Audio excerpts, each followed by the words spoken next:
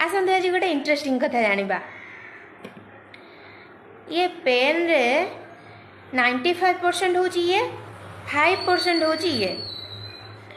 दिन राति रगड़ी होची किए ये काली सरुची कहार यार सारा जीवन अधिक प्रेशर कहा ऊपर यारी ऊपर ना किंतु काम सरिबा परे शेष या ऊपर विराजमान किए होची ये 5% वाला लोक सेतिकरे भी काम सरीनी जितेबले दुनिया को देखैबार पाली आसे ना सेतेबले भी देखंतु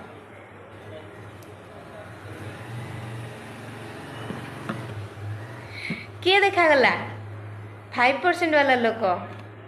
तेणु विचार आपण ऊपर निर्भर करे कि आपण 95% वाला लोक हेबे ना 5% वाला लोक हेबे। ए दुनिया रे एमिति बहुत किछि लोक अछंती जे कि किछि काम कर नथिबे अन्य मानकर काम को निज ना रे नै कि बाहाबा नौथिबे।